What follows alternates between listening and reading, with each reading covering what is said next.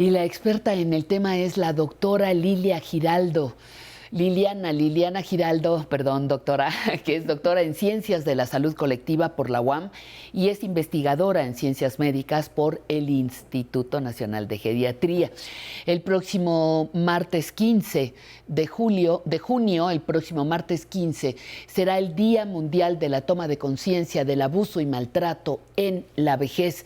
Y cuando queremos sentirnos bien, como se llama esta sección, tenemos que visibilizar el maltrato y eliminarlo.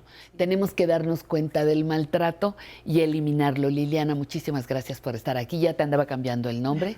Discúlpame, por favor.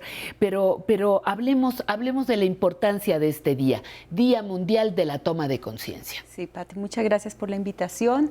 Efectivamente, el martes 15 celebramos el Día Mundial de Toma de Conciencia contra el Abuso y el Maltrato hacia las personas adultas mayores. Es un día que promovió la Organización Mundial de la Salud para que el mundo entero se oponga a estas acciones que generan angustia, que afectan la salud, el bienestar, la vida de muchas personas adultas mayores en todo el mundo.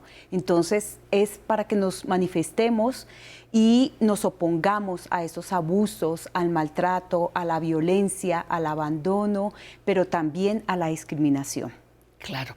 ¿Por qué suele, voy a usar esta palabra, camuflajearse tan fácilmente el maltrato al adulto mayor? ¿Por qué nos ha costado tanto trabajo visibilizarlo? Sí, creo que tocaste un punto muy interesante. ¿Por qué nos ha costado tanto trabajo visibilizar el maltrato?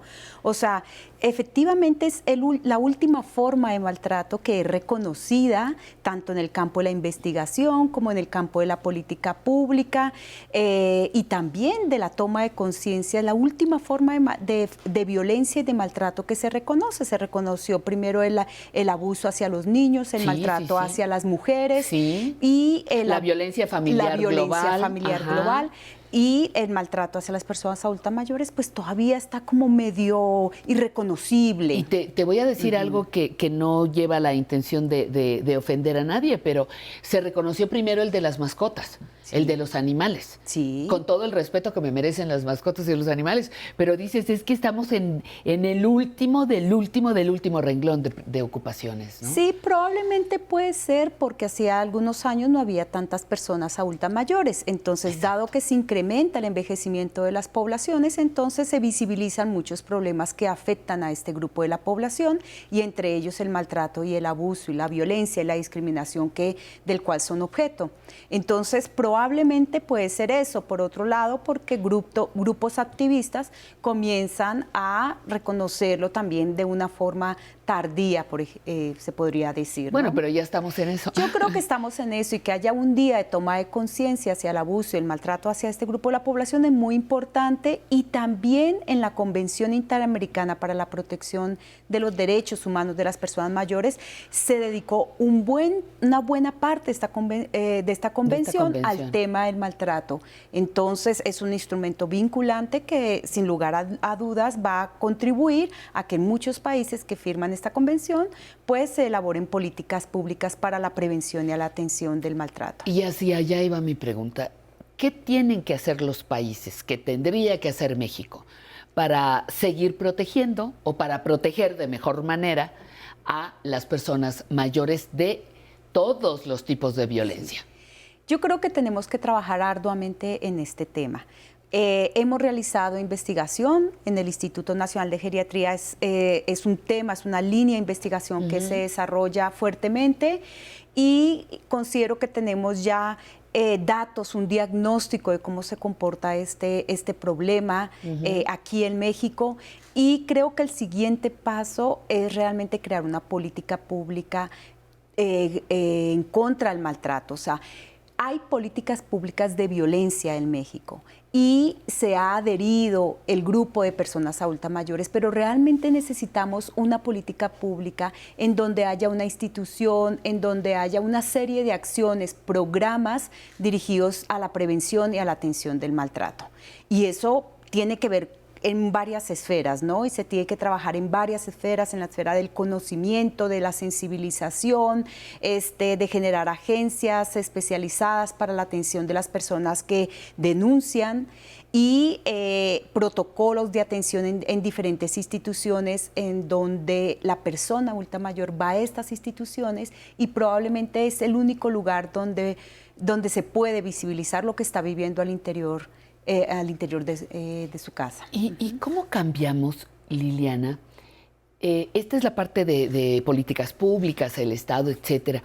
Pero ¿cómo cambiamos? ¿Cómo podemos tocar el corazón de las familias que dentro de su propio hogar segregan a la persona mayor, la descalifican, no la abandonan en la calle, pero la abandonan en la propia casa, donde se nos olvida darle de comer, se nos olvida que está allá arriba esperando un poquito de agua? ¿Cómo cobrar conciencia? Yo sé que para eso está este día, ¿no? Pero ¿cómo le hacemos? ¿Cómo empezamos a tocar esos corazones? Es que, bueno, hay un incremento de la violencia en general. Sí. En México hay un incremento de la violencia y a nivel intrafamiliar o la violencia interpersonal se ha incrementado de manera exacerbada, podríamos decir. Y yo creo que tenemos que generar esa sensibilidad que estas acciones no son normales, que las relaciones intrafamiliares no tienen que ser agresivas, no tienen que ser... bueno, la palabra sí, agresivas, conflictivas, no tienen que ser así. Entonces tenemos que trabajar en muchos aspectos de concientización en las relaciones humanas y en las relaciones intrafamiliares y en las relaciones interpersonales. Entonces, aquí todos entramos, o sea, la persona adulta mayor, la idea es que empiece a reconocer que lo que está viviendo es algo que no es normal y que por el hecho de ser persona adulta mayor, de tener los años que tiene, no tiene por qué justificar las acciones que está viviendo al interior de su hogar. Tocas un tema muy importante. A veces la misma persona mayor no registra ese maltrato. Me pongo a pensar en mujeres que tienen maltrato acumulado, se dice, de tantos años, desde niñas que te dicen, pues es que así es la vida, y es que así no es la vida, o no debería ser así. ¿No? Maltrato, mujeres, estamos viviendo más, llegamos en con mayores complicaciones, entonces la violencia es uno de esos elementos negativos. Claro, pero tenemos que trabajar desde el campo de la salud, podemos hacer bastante, porque lo que tú acabas de decir es muy importante, que hay una violencia acumulada en muchas personas y principalmente en las mujeres. La ENDIRE, la Encuesta Nacional de las Relaciones en los Hogares, nos permite ver cómo mujeres que sufrieron maltrato infantil, estas mismas mujeres sufrieron violencia íntima de pareja y ahora sufren maltrato en el ámbito familiar por una persona diferente a su pareja, puede ser un hijo o cualquier otro familiar. Entonces están sufriendo violencia a lo largo de toda su vida y no han desarrollado la capacidad para poder reaccionar frente a estos actos y decir, paro esta violencia. O sea, hay algunas teorías que hablan de la disociación y otro conjunto, digamos, de explicaciones desde la psicología. ¿Qué pasa con estas personas que no pueden identificar los riesgos en las relaciones interpersonales? Que es un tema en el que tú has profundizado, ¿no? Sí. ¿Cómo disocio, cómo no logro...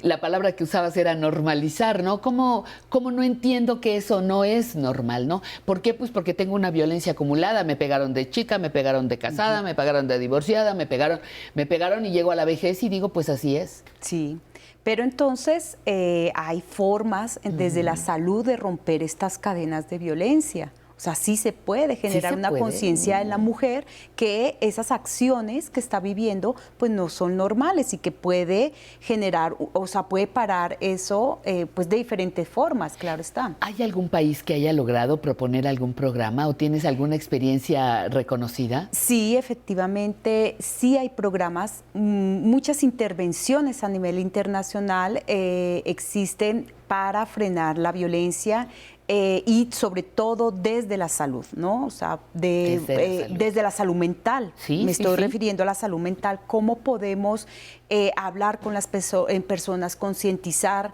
a las personas y en algunos casos empoderar, pero más que todo es como el conocimiento que se tiene de esas acciones que son violencia y que no se pueden normalizar al interior de las relaciones personales que tenemos. Ahora nos están viendo entre el público familias que tienen a personas adultas mayores en casa. Y a lo mejor no se han dado cuenta que las maltratan. Esto que te digo de no subirle el agua, no darle la medicina a tiempo, no requerimos de golpe. Ajá. Ni de abandono, sácala a la calle, que sí se dan esos casos, o abandónala en un hospital o en una calle.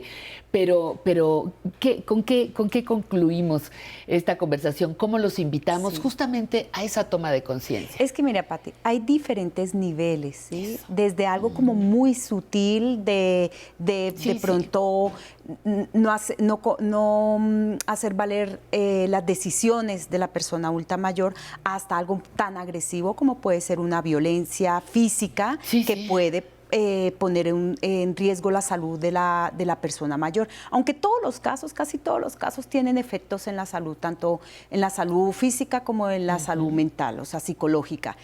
Pero efectivamente tenemos que trabajar en esta conciencia de reconocer que las necesidades de las personas mayores son diferentes, ¿sí? Y, digamos, en una relación de cuidado, cuando la persona adulta mayor necesita del cuidado de otros familiares, pues bueno, conocer cuáles son las habilidades que debemos de tener para brindar estos cuidados de la mejor forma. Es que tenemos que trabajar en muchos aspectos y reconocer que la persona mayor es una persona con derechos, es una persona importante al interior de las familias, como todos somos importantes al interior de una familia. Pero en esa etapa de la vida requerimos de un poquito de atención distinta, quizá. Sí, pero muchos adultos mayores también apoyan bastante ¿Y de qué al forma? interior de los hogares y necesitamos reconocer su trabajo, su valor y, bueno, tratarlos igual en mejores condiciones al interior de la familia, ¿no? Pues, doctora Liliana Giraldo, te agradezco muchísimo. Se nos fue rapidísima la conversación, pero tenemos una invitación permanente para que nos hagas tus aportes, y a usted le agradezco muchísimo que esté con nosotros.